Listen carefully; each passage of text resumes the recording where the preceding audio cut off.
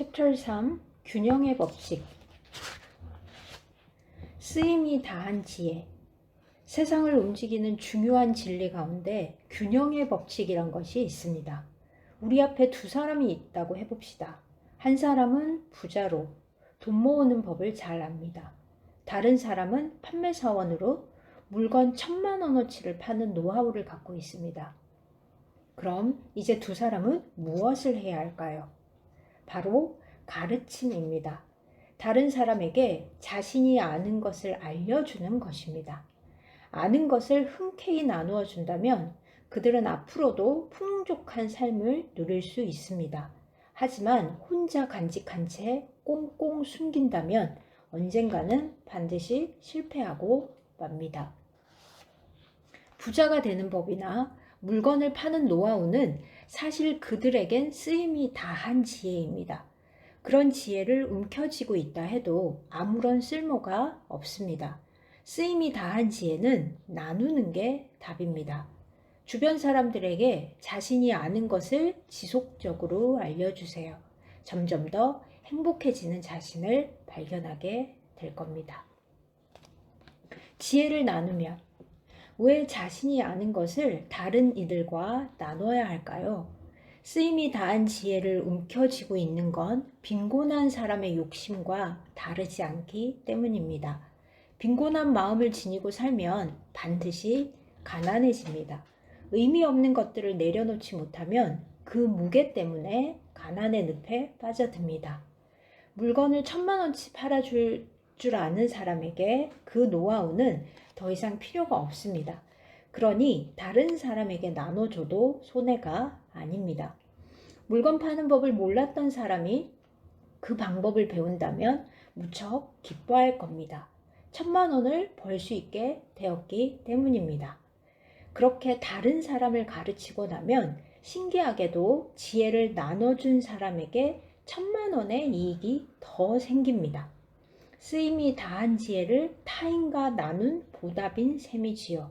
바라고 한 일은 아니지만 어째서인지 기대하지 않은 보답이 자신에게 돌아오게 됩니다. 책을 쓰는 이유. 필요 없는 지혜를 남에게 나누어 주면 왜 보답이 돌아올까요? 우주는 언제나 균형 잡힌 상태로 유지됩니다. 따라서 나눔에 대한 보답이 없다면 그 균형이 깨지기 때문입니다. 마스시타 고노스케는 책을 여러 권 썼습니다. 균형의 법칙을 잘 알기 때문일 겁니다. 그는 책을 통해 비즈니스 노하우, 행복해지는 법 등을 전하고자 애썼습니다. 지금보다 높은 수준에 다다르고 싶다면 아는 것을 주변에 나누어 줍시다. 비법을 간직한 채 혼자만 앞서겠다는 얄팍한 생각이 마음 한구석에 자리하고 있을 수도 있습니다. 하지만 그런 사고방식으로는 지금의 수준에서 벗어나기 어렵습니다. 세무서는 복의 신. 세무서는 복의 신. 세금에도 균형의 법칙이 적용됩니다. 번 돈을 정직하게 신고하고 세금을 제대로 납부하면 결국 몇 배로 돌아옵니다. 저는 지금껏 세무서가 발행한 고지서대로 정직하게 세금을 냈습니다. 세금을 줄이는 편법은 한 번도 쓴 적이 없습니다. 그러다 보니 그동안 납부한 세금만 해도 2천억 원이 넘습니다. 세금을 많이도 내셨네요. 사이토 히토리 씨는 절세 같은 건 안 하시나요? 이런 질문을 흔히 듣곤 합니다. 제가 절세를 하지 않는 건 사실 아무 이득도 없기 때문입니다. 저는 세무서 직원에게 종종 말합니다.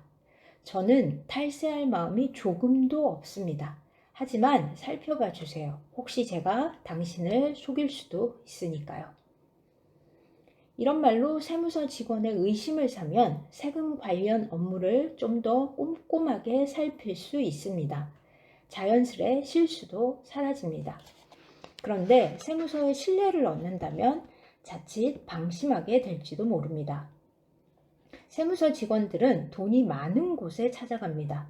즉, 엄격하게 감시받는 회사는 경영 상태가 좋다는 말입니다. 사업이 잘 되니까 세무서가 주목하고 세무서 직원이 찾아오면 사업은 자연스레 번창합니다. 사업을 하는 이들에게 세무서는 복의 신과 마찬가지입니다. 세무서 직원이 찾아오지 않으면 그 회사는 문을 닫게 될 것입니다. 자, 새로운 관점으로 보고 계시네요. 매우 소중한 세금. 세금이란 언젠가는 반드시 내야 하는 돈입니다. 그러니 처음부터 이렇게 말해보세요. 좋아, 세금 한번 팍팍 내보자고. 금세 긍정적인 태도를 가질 수 있습니다. 세금이란 단어를 들으면 기분이 나빠지는 사람도 있을 겁니다. 하지만 사업가라면 세금이 얼마나 소중한 돈인지 잘 알고 있습니다. 사업을 하기 위해서는 잘 정비된 사회 시스템이 필요합니다. 깨끗한 도로, 튼튼한 다리 같은 기반 시설은 물론이고 안전 유지를 위해 경찰관과 소방관도 필요하지요. 이처럼 사회를 건강하게 지탱하는 것이 바로 세금입니다. 그러니 세금을 아까워하지 마세요. 어떻게든 세금을 아껴보려는 국민은 하늘의 침뱉기처럼 잘못된 생각입니다. 우리는 언젠가 죽습니다. 그러면 모든 것이 세상에 남습니다. 돈을 싸들고 저 세상에 갈 수는 없는 노릇이니까요. 돈이 아무리 많아도 죽으면 그걸로 끝입니다. 그러니 세금을 줄여보겠다는 생각은 아예 접는 것이 좋습니다. 더 좋은 세상을 만들기 위해 더 많은 세금을 내는 것, 이것이 모두를 위해 바람직한 일이랍니다. 와, 정말 긍정적인 마인드이시네요. 신나게 세금 내기. 그렇다고 제가 세금 내기를 좋아한다는 뜻은 아닙니다. 가끔은 그 돈을 다른 일에 쓰고 싶다는 생각을 해보기도 합니다. 직원이나 고객들과 멋진 곳에 가서 맛있는 음식을 먹으며 즐거운 시간을 보내면 어떨까요?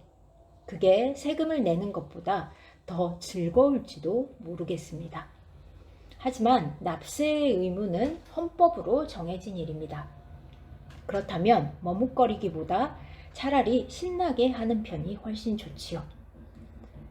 함께 일하는 사람들과 이런 이야기를 나누곤 합니다. 올해는 세금으로 1등을 찍자.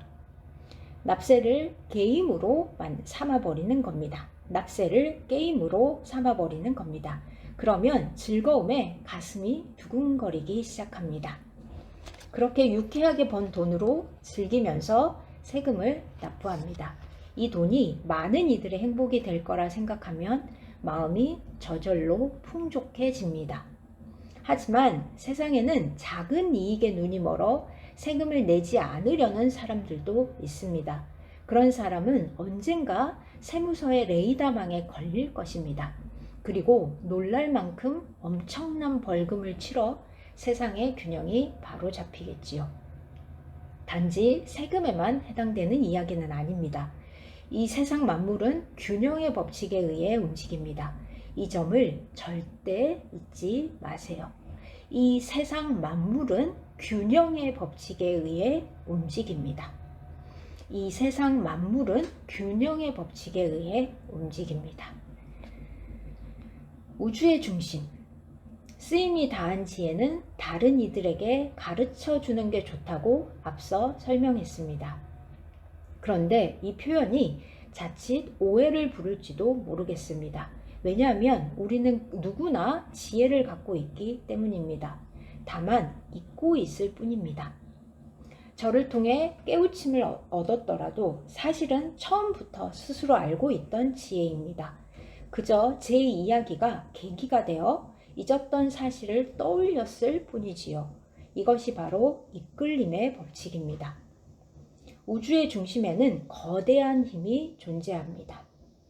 우주의 중심에는 거대한 힘이 존재합니다. 인간의 마음은 그 중심과 직접 연결되어 있지요. 모든 지혜는 우주의 중심에 놓여 있습니다. 만약 모르는 게 있다면 우주의 중심에서 그 지혜를 구하면 됩니다. 해결하고 싶은 문제가 있을 때도 마찬가지입니다. 갑자기 어떤 아이디어가 떠오른다면 그것 또한 우주의 중심에서 전해져 온 것입니다. 저는 이 부분이 참 좋네요.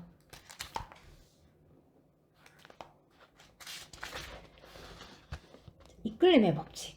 우주의 중심은 하나이며 모든 사람의 마음은 그곳과 연결되어 있습니다. 따라서 우린 모두 같은 지혜를 지니고 살아갑니다. 따라서 우린 모두 같은 지혜를 지니고 살아갑니다.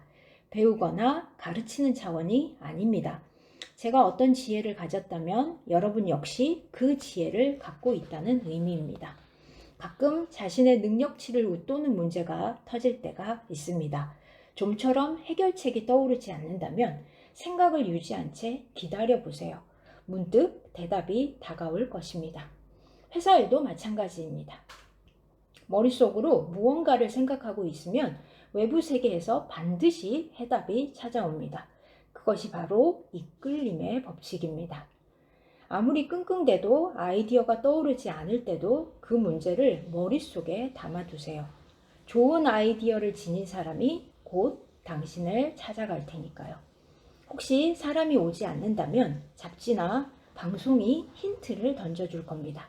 그러니 생각을 멈추지 마세요. 아낌없이 나누는 지혜. 그런데 좋은 제품을 만들고 싶은데 왜 아이디어가 떠오르질 않지? 하는 막연한 생각만으로는 이끌림의 법칙이 제대로 작동하지 않습니다. 이렇게 열심히 생각했는데도 아직 해답을 찾지 못했네. 이제 슬슬 누군가가 답을 가지고 오겠지. 이렇게 스스로에게 말해봅시다. 곧 귀인이 찾아올 겁니다. 내게 필요한 것은 세상 어딘가에 반드시 존재합니다. 내게 필요한 것은 세상 어딘가에 반드시 존재합니다. 손에 넣고 싶다면 늘 생각하면 그것이 어느새 내 곁에 자연스럽게 이끌려 오게 된답니다. 지혜, 사람, 물건 모두 마찬가지입니다. 그러니 멋진 생각이 떠오르지 않는다고 초조해야 할 필요는 없습니다. 이끌림의 법칙에 따라 언젠가 그 아이디어가 반드시 여러분을 찾아갈 테니까요. 저는 협력을 소중하게 생각합니다. 그래서 제 회사의 직원들은 사이가 무척 좋습니다. 그리고 자신의 지혜를 아낌없이 공유합니다. 저 또한 20년 넘게 주변 사람들을 가르쳐 왔습니다. 인색한 부자가 되는 것을 원치 않았기 때문입니다. 깨달은 것을 혼자만 알지 말고 다른 사람에게도 나누어 주세요. 그러다 보면 새로운 지혜가 보답으로 되돌아옵니다. 그러면 일도 점점 순조롭게 풀리지요. 옷을 살 땐 밝은 색으로.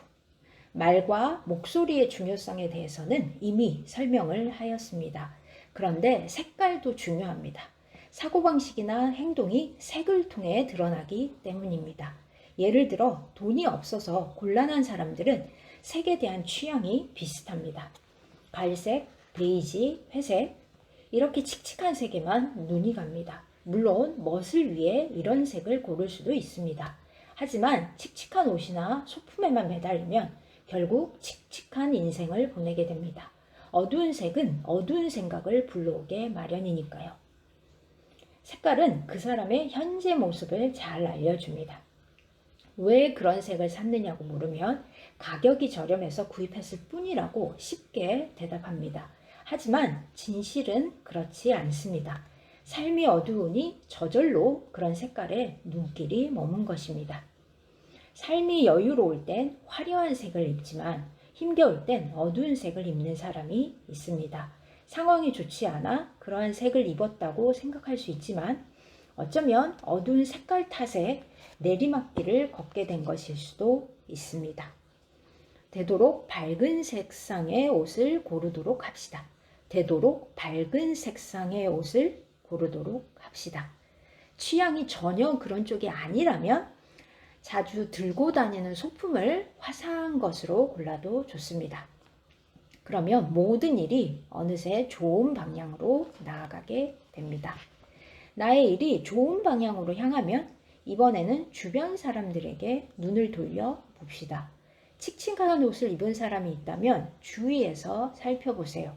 만약 그 사람의 인생이 불행하다면 살며시 말해주세요. 밝은색 옷을 한번 입어보세요. 만약 그 사람이 당신의 조언을 받아들인다면 깜짝 놀랄 만큼 활기찬 모습으로 바뀔 것입니다. 그리고 당신에게 감사 인사를 건네겠지요. 그 어떤 상황에서도 밝고 화사한 복장을 하도록 마음을 쓰는 것이 중요합니다. 옷차림은 아주 중요하기 때문입니다. 걸치는 옷이 뭐 그리 중요하겠느냐고 말할 수도 있습니다. 하지만 그것은 잘못된 생각입니다. 어떤 색깔의 옷을 입느냐에 따라 행복의 의무가 달라질 수 있습니다. 행복의 유무가 달라질 수 있습니다. 어떤 색깔의 옷을 입느냐에 따라 행복의 유무가 달라질 수 있습니다. 저는 이것을 색깔의 법칙이라고 부릅니다.